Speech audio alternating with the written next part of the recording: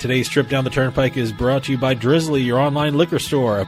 Available in over 95 cities across North America, Drizzly offers a huge selection and competitive pricing with a side of personalized content.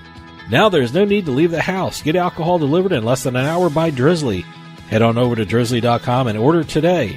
And now get $5 off your first order of $20 or more when using promo code DRINK19 at checkout. Shop beer, wine, and liquor with drizzly.com.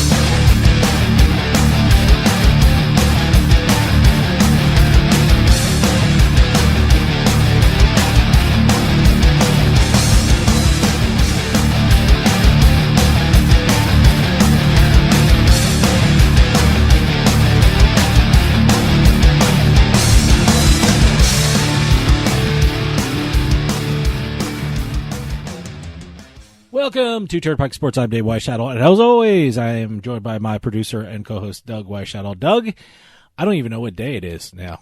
These days are running into each other. These quarantine days are just mashing into one another. Well, not to quote Morrissey, but every day is like Sunday. I guess. So. I'll tell you, it's getting interesting watching what some of the sports networks are doing lately.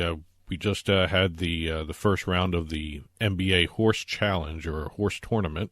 I like the idea. Just the execution was the quality of the stream was terrible. Yeah, and I understand because I guess they're not professional cameras, and I guess it's the Wi-Fi or whatever the hell that was. So it was interesting. For a lot of people, it's any port in a storm. I guess so. And you're seeing that. I mean, you're it starting was to with see the iRacing all of a sudden. Man, there's a lot of that on. That's what I was going to mention. Oh, okay. I actually watched some of the World of Outlaws racing, which has those box car type of things going around a dirt track virtually. Very interesting to watch that. It was a little different than the Fox broadcast of the NASCAR race, but it was it was interesting to watch a certain different style of racing. Same stuff. Yep. But it was actually fun to watch a little bit different type of car. And I noticed one of the other things when they showed the stadium before the race when they were doing the pre-race stuff. Yeah. They had a shot of the virtual stadium, and outside the virtual stadium, you saw virtual cars on the highway going back and forth. So they're trying. Yeah. Well, we got a great show coming up. Coming up is part 2 of my conversation with Chris Altruda from SportsHandle.com, USBets.com, and Better Collective. We're going to talk about what's going on in the world of sports betting. And then also we're going to have a By the Numbers segment from Doug, which I like. The numbers tell the story. And also we're going to have the Turnpike Sports Book Report. What's going on in the sports books across the country? From the sports betting industry across the country right now. And you told me a lot of activity. A lot of numbers being reported. Okay, a lot of activity for it's been a busy week, so let's take a trip down the Turnpike. And today's trip down the Turnpike is brought to you by Drizzly, your online liquor store, available in over 95 cities across North America. Drizzly offers a huge selection and competitive pricing with a side of personalized content. Now there's no need to leave the house. Get alcohol delivered in less than an hour by Drizzly. Head on over to drizzly.com and order today. And now get $5 off your first order of $20 or more when using our promo code DRINK19 at checkout. Shop beer, wine, and liquor with drizzly.com. Exit 1. Okay, West Virginia had made betting history for about 40 minutes. Well, yeah, I saw that on Twitter, then all of a sudden it wasn't on Twitter, or it was taken down. But you tell the story. What's going on? Last week, the West Virginia State Lottery had given approval for sportsbooks to start doing betting on political events, voting, elections. Yeah. Elections. So what? This is legal in Europe, right? It's legal in Europe. It's legal outside the United States. People can bet on the outcome of political elections. Yeah. And I guess West Virginia tried to do that. Huh? Well, here, in 2016, Betfair in the UK took wagers on the U.S. election. almost 200 million pounds, translates into $247 million. Wow. They made off that. But in West Virginia, as I said, the lottery had granted approval for sportsbooks to start taking bets on elections. And then 40 minutes later, they were taken down and it was shut down. I just don't get. Doesn't West Virginia check this out before permission Well, is given? I don't know what the process is in West Virginia. I found it more interesting what the governor had said. When he was told that the lottery had done this to give permission for election betting, he thought it was a joke. All right. Now, the West Virginia governor is also a partial owner of Greenbrier Casino, which is and also the FanDuel Sportsbook. Would you call it a private casino and a private sports book? Is that what we would classify that as? Yeah, it's not your typical casino. It's very strange. It's not open to the public. It's membership. Yeah, or if you're staying at the Greenbrier, you do get a pass for the casino. Okay. But he nixed it. And also there is a rule on the books, a law on the books. West Virginia Code.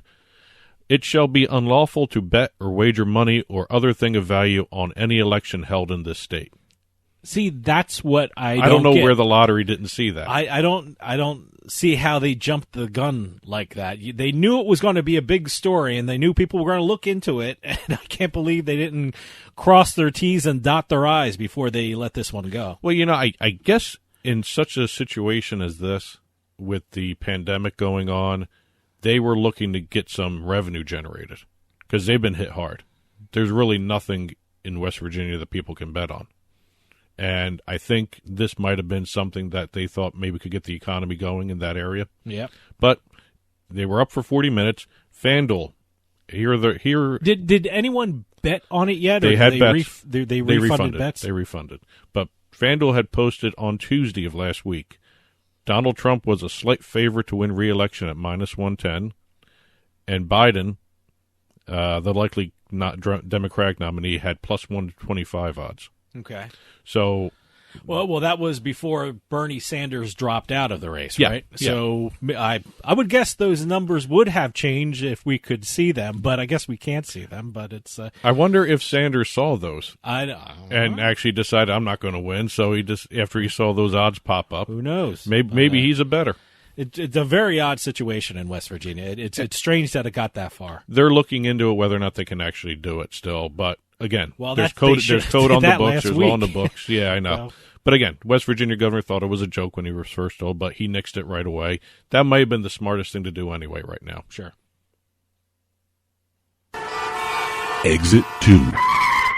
Okay, we're all watching the iRacing. We even talked about it a little bit beforehand. It's pretty fun. Yeah. I got to tell you, when you're like walking by the TV, it looks like a real race. I mean, yeah. Especially the NASCAR it just one. looks like a live race. Maybe I shouldn't say real race, but it looks like a live race. But it's what I found interesting, unbelievable. just as a little note when I was watching it, both the World of Outlaws one and also the NASCAR one. The NASCAR, when they do an interior of the virtual car, that looks very realistic. The World of Outlaws one looked a little video game-ish. I haven't got that far yet. I mean, I've been watching it. I've been watching it. The TV's been on, and I've been walking by, and I've been checking it out. It's been on the TV, so I walk by and I check it out. But I haven't really sat down and really concentrated on it. So, well, these may be fake cars, real races, but fake cars, real consequences. And Bubba Wallace just found out one of the real consequences of not treating this like a real thing. Bubba Wallace seems to me like an old-fashioned guy, and these electronic games, I would guess he's thinking he rage quit a for race. Him. He rage quit a race. Wow, yeah. Basically, he got pissed off at one of the other drivers who hit him and crashed into his car, quote-unquote crashed into his car, and he got knocked back in the race. When the thing was reset, his car was reset. He was going to be 3 laps behind the leaders after the crash. So he got fed up with it. It seemed like he was a fierce competitor with this, but I guess he didn't like the rules. And you know what the bad thing about these iRacing? You don't have these big brawls in the pit crew area. Well, so here's what got that's him. What I missed there. This is what really got him annoyed. When the other guy ran into him, he got reset, but he wasn't 3 laps back. When he hit the other guy, he got set 3 laps back when his car got reset to do the race. All right. So he quit. He tweeted out, especially after people started getting on his case about quitting, ruined so many people's day by quitting a video game. Yeah. Number one, don't rage quit a race. Okay. Number two, don't make it worse by responding to people like that. Especially now when people are betting on this. Well, that's the thing. I wonder if NASCAR is going to have any kind of consequence for that. This, so it's you got to take it seriously. But he said also, he said in his Twitch stream, that's it. This is why I don't take this expletive seriously. He's out. Okay. So he quit in the middle of the race. All right. Did he apologize at least, or no? But he may apologize soon because what happened after he rage quit the race. Everyone uses that phrase, rage quit. Rage quit. His sponsor dropped him. His sponsor dropped him. Wow. One of his sponsors. One of his sponsors. Blue Emu. Okay. Oh, okay. Yeah, I know. Yeah, I always hear those commercials for that. But according to reports, I don't know who got this information, but the CEO, Ben Blessing, spent the day or spent time after the race running around his place shouting, "I ain't paying him a cent." They dropped him. So this is real? This is real. They actually dropped him, huh? It was on his car, his NASCAR. Yeah, they dropped him, and they also tweeted out in response to all his BS that he was spewing, "We're interested in drivers, not quitters." Ooh, wow. And the funny part of all this, when I was watching The World of Outlaws, guess who was in the race? Who? Bubba Wallace. Oh, okay. Oh, he found religion. No, that's not NASCAR. He was in World of Outlaws. Okay. He was in the World of Outlaws race. What makes it different? I mean, different cars. They're not part of the same series. I mean, the rules are different. That cars. He likes the rules better. They're not NASCARs. So why is he racing in this one? Because he can. Okay. All right. Exit 3. And the Tom Brady trademark assault continues. Oh, man. Boy, this guy does a lot of trademarks. Well, we talked about before he did the TB times TB. Tom Brady and the merging of those two entities, I guess you can call it. So he filed that on April 6th. Now, he has now gone ahead, or his agent and his attorney have gone ahead and filed Tampa Bay. And Tampa Brady. Tampa Brady. Now, the reason they did these marks... They're terrible. They're terrible marks.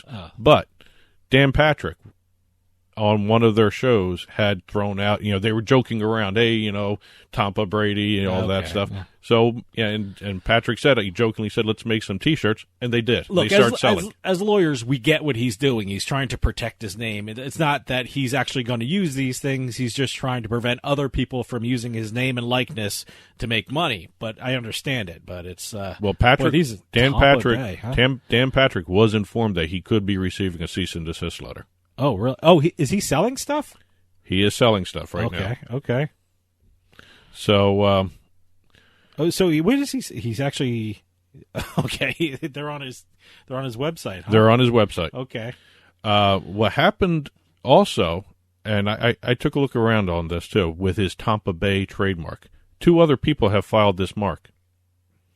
Okay. None of them Patrick, none of them Brady. A St. Petersburg man filed March 31st with the intention of using it on hats and shirts. All right. So they have a Tampa Bay in the system right now. Also, somebody else from Scottsdale, Arizona, applied March 18th for 4 trademarks. Tampa Bay, the Tampa Bay Buccaneers, Tampa Bay, Florida, and Tampa Bay Beach Club. Interesting. Yeah. And in my little research thing, and I don't think I've seen anybody bring this up, a Tampa Bay individual has filed a mark for TB squared. Interesting. Yeah. So there's a lot of trademark stuff going on, and it's kind of fun to watch what is going to shake out. His lawyers are busy, huh? Lawyers are always busy. I guess they can. It's great. They can work at home because you do a lot of trademarks and you file them. Everything's online. Everything is online. Well, actually, what I'm waiting for to see are Drew Orleans shirts. Well, I think he mentioned that. I saw Tom Brady say that in a tweet. Yep. So we'll see exactly whether or not another quarterback takes the mantle up. And by the way, I don't follow Tom Brady on Twitter. It's just everyone else retweeted him. Yeah, and I couldn't help but see it. Exit 4. All right, I came across this last little note. I thought it was kind of funny. Paddy Power has become the first sports book to have its own sitcom series. Okay, where can I see this? Is it on their On website? the Paddy Power website. All right, I'll check it out. It's a 4-part comedy sitcom, mini sitcom, whatever they want to call it. It was taped last year, or towards the end of last year. It's called Frank the Dinosaur. Okay. It follows the adventures of the team mascot for, let me get this right, Basildon Athletic Football Club. All right. The former disgraced mascot of the football club, and what he's doing now. Is this a real football club, or I don't know if it's a real football club. I don't know. There's so many football clubs in the UK. I can't keep up with them. Given the fact that the mascots are almost as popular, if not in some cases more popular than the teams out there, they thought this was an interesting idea to do. If they were going to wait until during the season, to do it, but since there's no season, hey, it's something to watch. That's what something they're doing. Interesting to watch. I'll watch it. They had 1 million views in the first 48 hours when the first episode was released. Maybe there's going to be another one, another sitcom. And today's trip down the Turnpike was brought to you by Drizzly, your online liquor store. Available in over 95 cities across North America, Drizzly offers a huge selection and competitive pricing with a side of personalized content. Now there's no need to leave the house. Get alcohol delivered in less than an hour by Drizzly. Head on over to drizzly.com and order today, and now get $5 off your first order of $20 or more when using our promo code DRINK19 at checkout. Shop beer, wine, and liquor with drizzly.com. And to get in touch with Turnpike Sports, you can call or text us at 609-512-5910. Email us at info@turnpikesportsradio.com. At Turnpike Sports are the handles for Facebook and Twitter for the show. You can subscribe to the audio portion of the show at iHeartMedia, iTunes, and the radio.com mobile app, as well as Pandora Podcast. We do have a smart TV channel for Roku, Apple TV, and Amazon Fire. Head on over to turnpikesportsradio.com and click on the smart TV channel button. And stick around, because coming up is part 2 of my conversation with Chris Altruda from SportsHandle.com and Better Collective. So stick around. We'll be right back with more Turnpike Sports.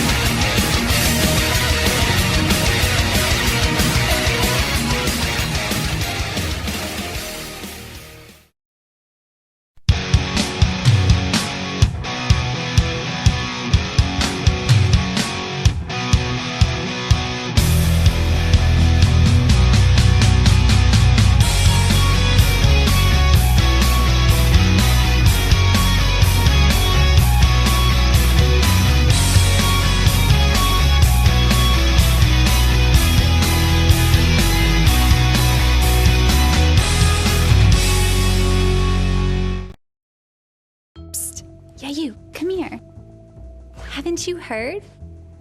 We don't need to hide anymore.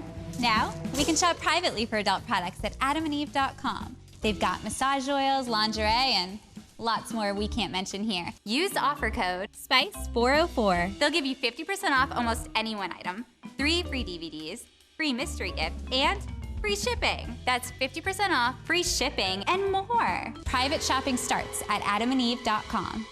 I love getting my kids ready and driving them to school. But a careless driver can change your life in an instant. And insurance companies want to settle on the cheap. Auto Accident Help Desk connects victims with powerful lawyers. They fight for you. I called Auto Accident Help Desk and got help for my pain and suffering. Don't let an insurance company take advantage of you. Our attorneys fight and beat big insurance every day. If you've been injured in an automobile accident in the last 6 months, you owe it to yourself to make this free call with no obligation.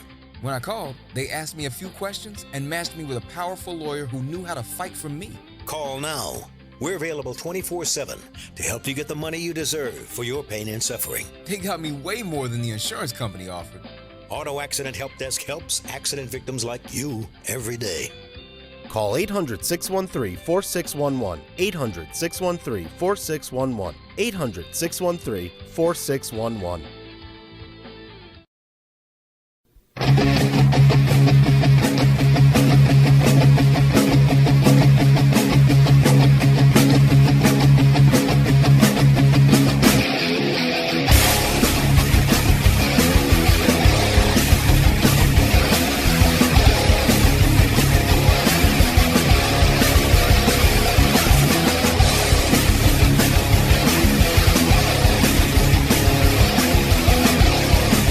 Welcome back to Turnpike Sports. Well, here it is, part 2 of my conversation with Chris Altruda from SportsHandle.com and Better Collective.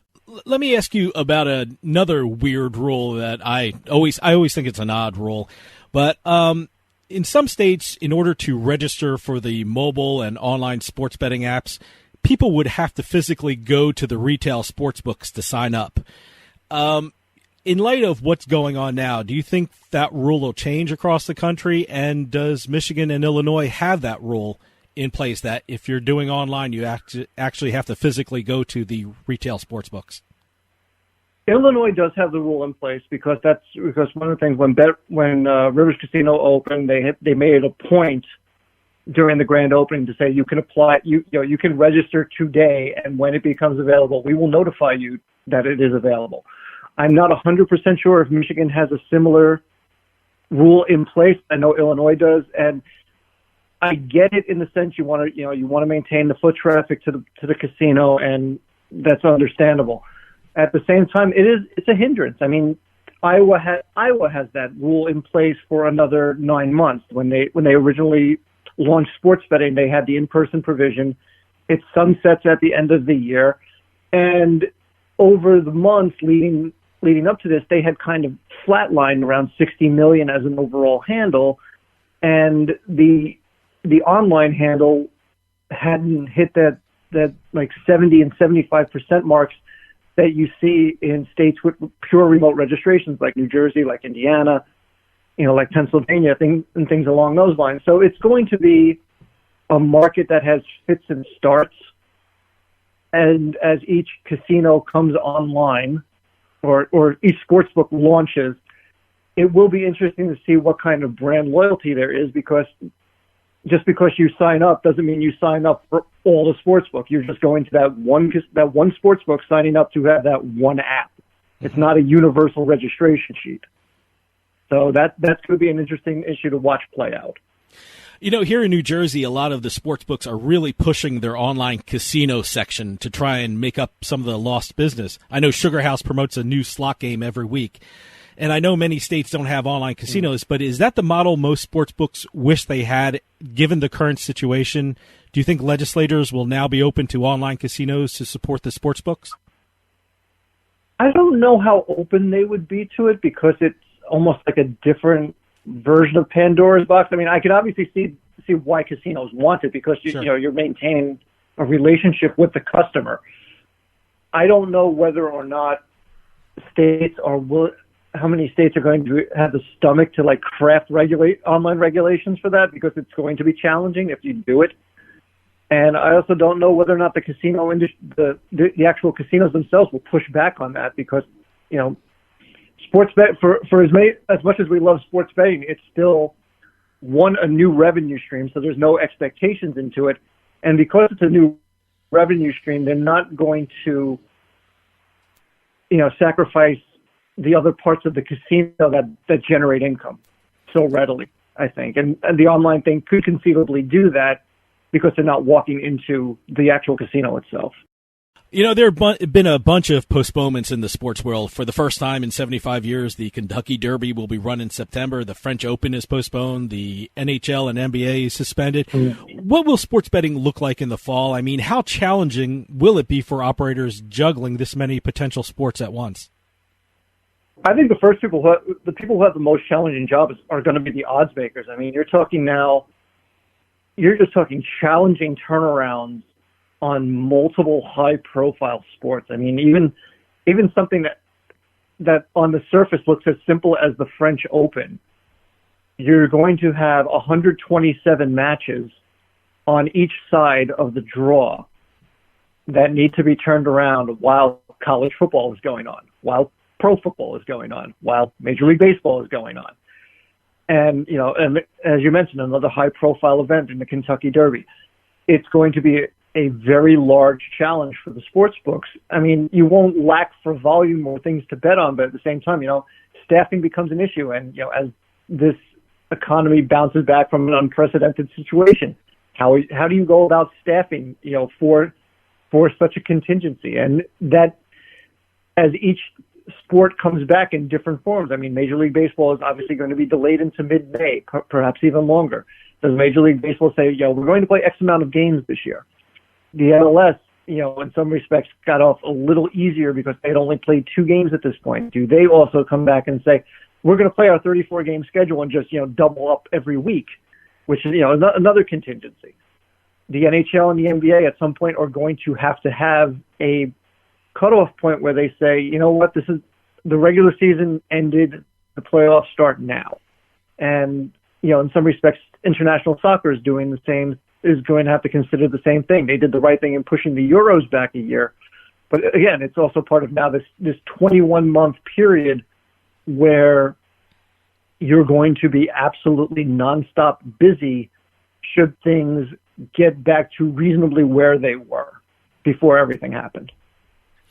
We were talking here in the office about, will this fall be one of those rare times in sports history that will lead to a lot of groups that analyze sports betting to come out with a bunch of reports about how we bet as a society? I mean, with the potential NHL, NBA, horse racing, MLB, NFL.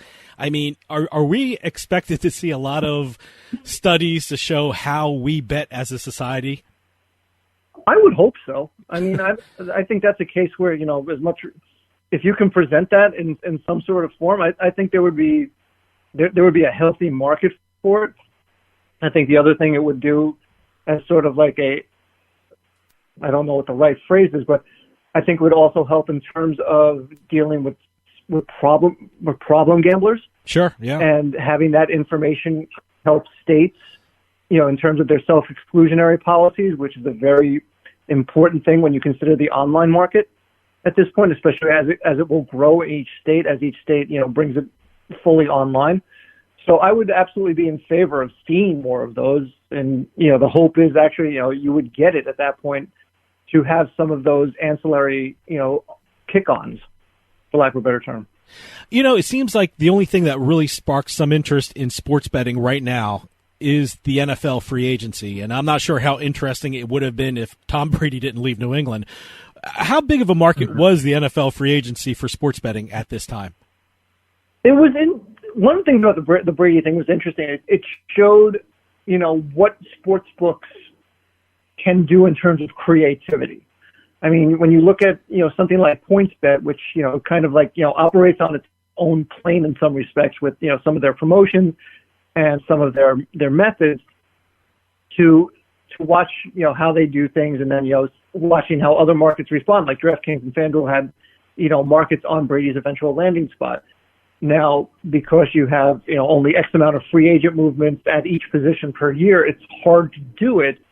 But it was also interesting to see, what offerings were available.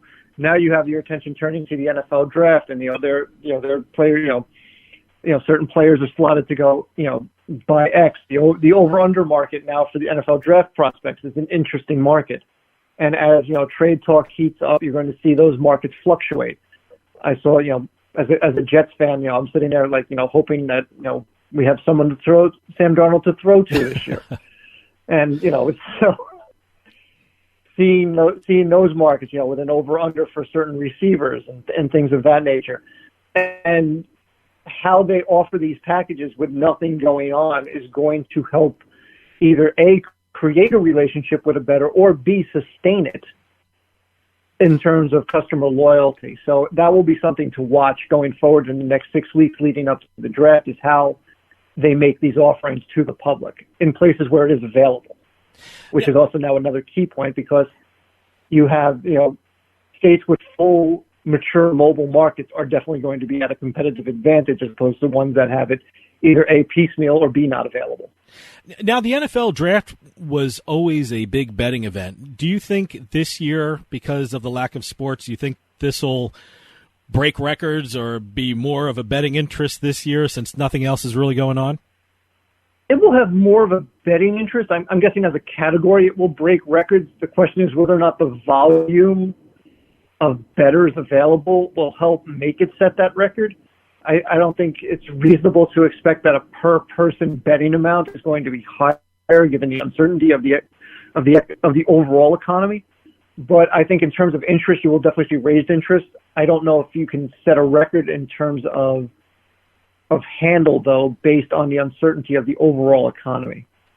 Well, right now, do you think the NFL is the most popular thing people are betting on with regard to futures, free agency, and the draft? Or do you think people are turning to other sports like soccer, and I think I saw darts, and someone wanted to bet on sumo wrestling and things like that?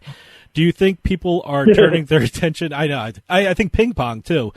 Do you think people are turning their attention to maybe not as well-known sports, or do you think the NFL is really capturing the attention of the betting market?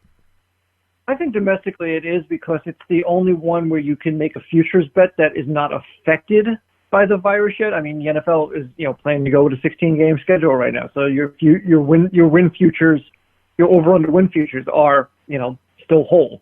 Your futures to win the Super Bowl, still whole. So I think in that regard, the NFL has a pretty good lockdown on that's a horrible choice of words, by the way. I apologize for that one.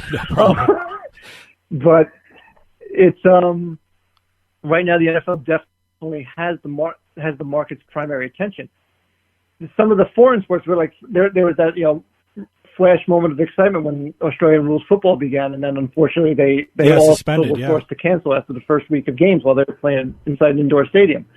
So the NFL definitely has it right now, and whether or not it stays that way will probably be determined in the next month as sports choose to come online or decisions are made regarding schedules. Well, let me ask you something. From your discussions with people in the industry, what are sportsbooks doing now to somehow minimize the present loss of business? I can tell you we got a message from a affiliate, and they said during this time we're not going to be giving out affiliate fees. Do you think that all sportsbooks will start doing that, or do you think they're going to be doing different things to minimize their losses? I'm not 100% sure to that end because I've yet to really get a grasp of the industry in general in terms of things like you mentioned with affiliate fees. I imagine there's just a way to keep themselves in the public eye with offerings and also just, being socially proactive with their customer base, with their clients. And I think, it sounds like overly simplistic, but I think best practices right now is probably the way to go about that. I can't speak to the specifics because I admittedly do not know that much about it, but that would seem to me the best option available. Well, going forward, what do you think the effects are for the sports books? I mean, is the money that they're losing now, will they make it up in the fall, or is that just loss and they're never going to make it up? I think a good deal of it is lost. They won't make up because it would have been the NCAA tournament, which is the longest sustained and high volume betting there is in a calendar year. I mean, you'll obviously make some of it back by the time you roll around to the Super Bowl, given that that's the other important event during the year. But I mean, you're looking at, even with that compressed market of the fall of all these offerings, it's going to be very hard to recreate the volume of the NCAA tournament, the excitement of the NCAA. You have all these events, yes, but each one in some ways is its own niche market as opposed to the NCAA tournament where it's accessible to everyone because everyone put $10 down in an office pool and can now say, oh yeah, I did that and I can go here and do this. So it will be interesting to watch, but I also think it's going to be a lot of that 21-month process is going to be the rebuild to get back to full speed from where they were heading into this. Chris, we're running out of time, but I want to remind everyone that they can keep up to date with what's going on in this turbulent and fast-moving time in the sports betting industry by reading your great articles on SportsHandle.com. Chris Altruda from SportsHandle.com and Better Collective. Thanks for coming on and filling us in on what's going on in the sports betting world. Hey, appreciate you having me on. Thanks again. Stick around. We'll be right back with more Turnpike Sports.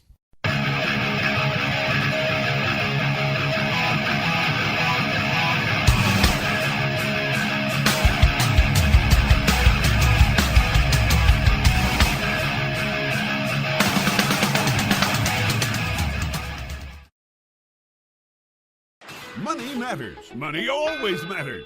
If you owe thousands in back taxes to the IRS, how much can Tax Solutions Now save you? I paid less than I owe. That's right. Money matters. So call Tax Solutions Now and get the IRS off your back. Since 2014, Tax Solutions Now has been a leader in the tax resolution industry. That's why we say money matters. Remove wage garnishments, property liens, fines, and penalties. Qualify for the Fresh Start program or even uncollectible status. Money matters. How much can Tax Solutions Now save you? I owed the IRS over $10,000. I paid a fraction of what I owed. Call now to reduce or even eliminate your back taxes. We were being audited. We couldn't sleep. We called Tax Solutions Now. I called Tax Solutions Now and got the IRS off my back. Thanks. You saved us a ton of money. Money matters. How much can Tax Solutions Now save you? Call now and find out. Call 800-297-9788. 800-297-9788.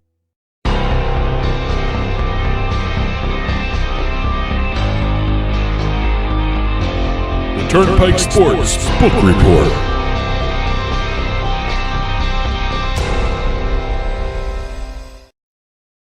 And the Turnpike Sports Book Report is brought to you by BorgataSports.com. Your favorite casino is now your favorite sports book, available anywhere in New Jersey. BorgataSports.com. Sign up at BorgataSports.com using our promo code PIKE. That's PIKE. And you get a risk-free bet up to $300 and $20 bonus dollars at BorgataCasino.com. Must be 21 years or older and in New Jersey to place a bet. Terms and conditions apply. Gambling problem? Call 1-800-GAMBLER. All right, we are now in the book report segment of the show, and as we've been doing for the last couple of weeks here, considering the casinos are all shut down, both the retail casinos are shut down, the retail sports books. Yep.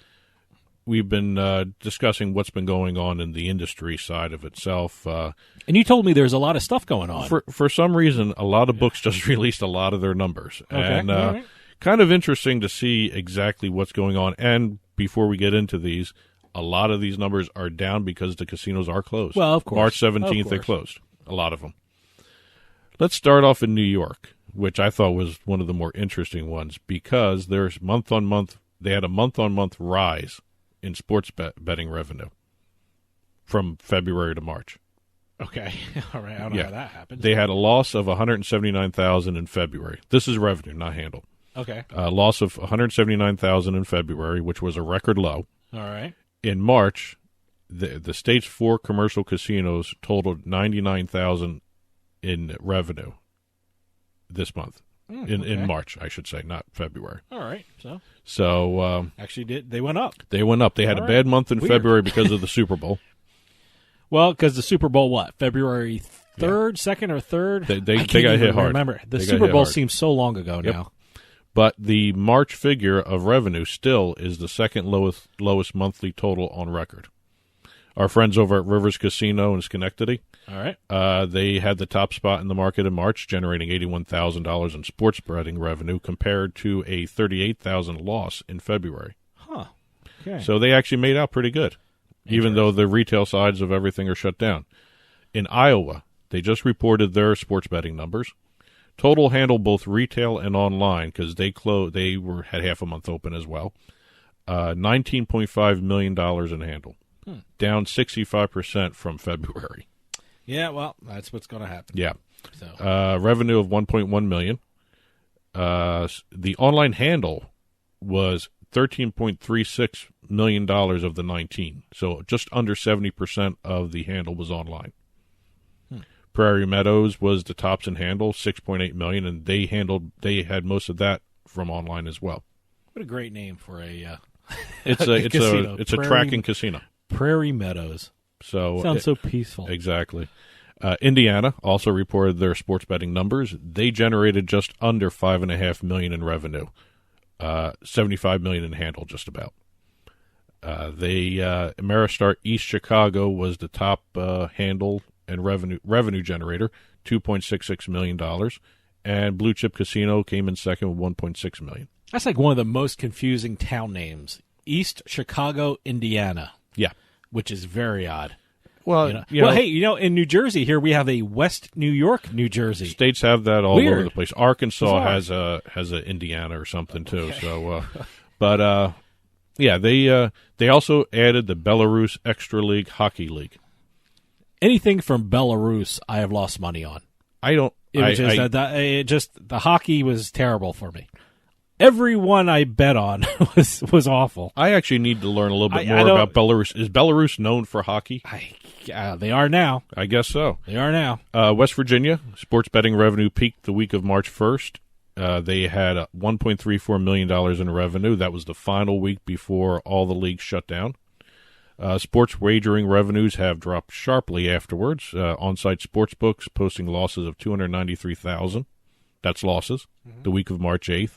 And then losing another $93,000 the week of March 15th. Michigan, which had their sports betting scene open only for 3 days.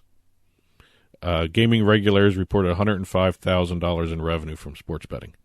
From those 3 days. March 11th at 3 p.m., then they got the closure order March 16th. Wow. 5 days. I'm sorry, 5 days. My edition is off there. Wow. Little news and notes here. New Jersey, they did not allow betting on the horse tournament. Yeah, I guess not. Yep, Yeah. Pre-taped. Oh, okay, that's what it was. Yeah, I think they did. Wasn't there some kind of bracket thing or Play Sugar House and Bet Rivers both offer free-to-play brackets. Sure. Both in Pennsylvania and in New Jersey. By the way, they're one of our sponsors, and I think we've been tweeting. So yes, I should have known what it was. That's okay. We won't tell. The bracket. And last but not least, I saw this and I thought it was really interesting that William Hill has come out and said that table tennis is one of their bigger draws right now. I checked that out today. William Hill, in New Jersey anyway, does have table tennis, and I'm assuming they have it in Nevada and anywhere else they... Before New Jersey allowed it, it was in Nevada.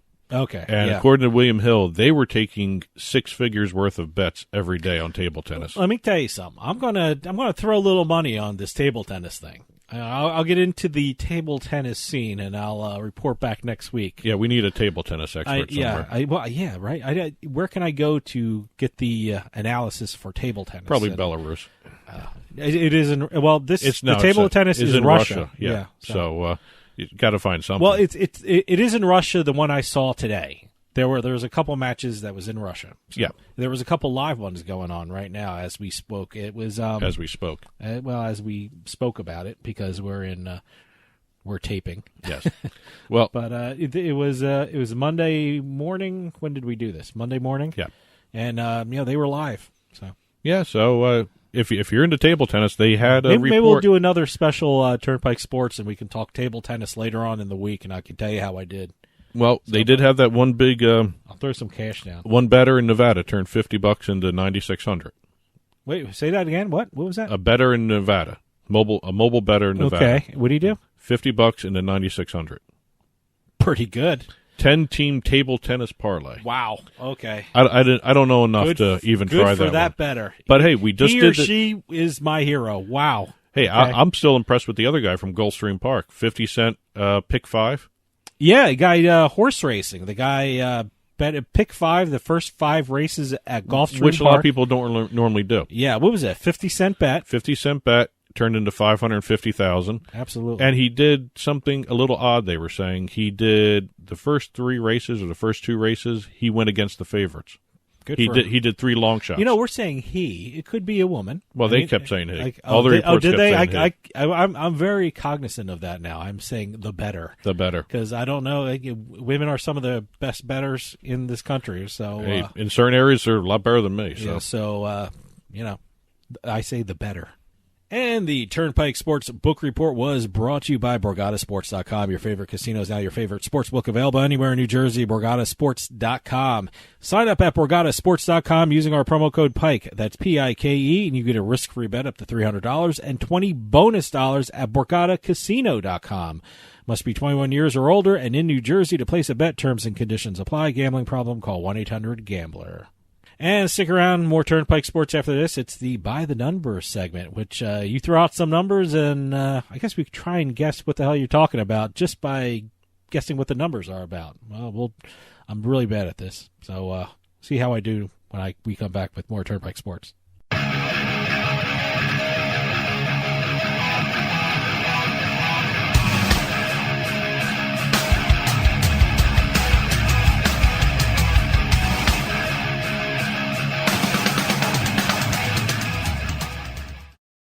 We like to think that we live in a nice, safe neighborhood. The truth is that a burglary occurs every 13 seconds, and homes without a security system have a 300% greater chance of getting broken into. How many homes in your neighborhood were robbed yesterday? You need to start protecting your home and family today. Call now to get state-of-the-art protection. To keep your family and property safe, call the number on your screen now. Representatives are standing by to assist you.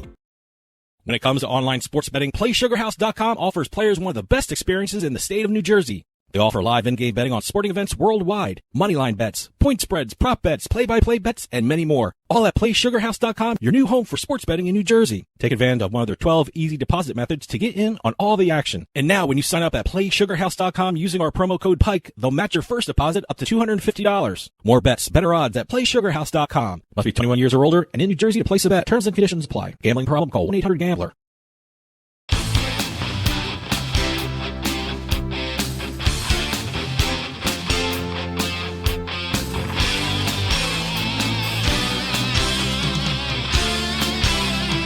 And By the Numbers is sponsored by Play Sugar House Online Casino and Sportsbook in New Jersey. Sign up at playsugarhouse.com/Pike and get up to a first deposit match of $250. Enjoy the casino experience online. Play Sugar House offers over 400 games online, slots, table games, even bingo. It's like being in a casino without leaving your home. That's playsugarhouse.com/Pike to get your first deposit match up to $250 today. Must be 21 years or older and physically present in New Jersey. Gambling problem? Call 1-800-GAMBLER or visit 800gambler.org. All right, today's Turnpike Sports By the Numbers. We got a couple of them. We got 3 entries today. The By the Numbers segment is where we let the numbers tell the story. All right. First number, $3 billion. That's got to be that's no sportsbook profit, or that's no casino profit right now. No, that's got to be some kind of rating or viewership or something. Right? You're right, viewership, because everyone's sitting and watching something. It's the number of hours watched on Twitch so far this year. Wow, I have not seen Twitch once. I've not seen a minute of Twitch. Wow. I got to get into that, I guess. That's where everyone is in like poker or whatever they're doing with Twitch. That's 3 billion poker and esports hours. Is big in Twitch. I have trouble even picturing that number, but I guess it's a cumulative number for the first 3 months. Yeah. Other channels reported some of their numbers. YouTube Gaming Live channel, 1.1 billion hours. Facebook, 553.8 million. But actually, Facebook may be changing soon because they just launched a new channel, Facebook Gaming, where people can watch and play online game tournaments. Nice. All right. Another channel. This is for esports, I assume. It's all esports, yeah. All esports, okay. And the other channel, Mixer, which is a new entrant into the it's about maybe a couple years old, maybe 2 years old. Nope, never heard of it. 81.4 million. They're the guys with Ninja, I think. Okay. He went from Twitch to What are they Ninja. called? Mixer? Mixer. Top games watched in Q1. I just wanted to throw these out as well. League of Legends, 427 billion hours watched. Okay. Fortnite, 287 billion. And Just Chatting, which is Twitch's casual stream category. You can just go online. It's like a lounge. All right. 285 billion hours watched. I mean, it's a lounge, but you're not still seeing, playing. You're still playing. You're not. It's not competition. Oh, all right. Yeah. Okay. Yeah, but you're not seeing other people who are seeing you. No. Okay. Well, no, Twitch does have the little screen that pops up in the insert, okay. so you could watch the person playing as well. 120 is our next number. 120. No clue. The percentage value of the credit being offered by StubHub to ticket buyers for events postponed or canceled by the pandemic. Good for StubHub. Well, this is causing some interesting problems for StubHub. Okay, why? It's even gotten a congressional committee looking at them. Really? Yeah. See, it sounds like a good thing on its a great face. thing. Yeah. But This is the problem. A lot of the events that they're saying are postponed, they're not calling them canceled, so people are not getting their money back. Okay. The policy right now on StubHub is if an event's canceled, you get your money back, a full refund. So if it's postponed, it's not. They're calling them postponed canceled because a lot of them are the sporting events. All right. Okay. You know, you buy tickets for a soccer game or a football game or a baseball game, and it's postponed. You're going to get the site credit. You're not going to get your money back. Okay. So it's going to be interesting to see exactly how that one shakes out. You know, they have their fan protect guarantee, but they also have 40,000 events that were canceled by the pandemic in the United States and Canada, and they're calling them postponed events. All right. So we'll see how that one shakes out. And our last number for the day is 71. 71. I don't know. Related to the first number we threw out. Okay. Not really, but sort of related. Is it gaming?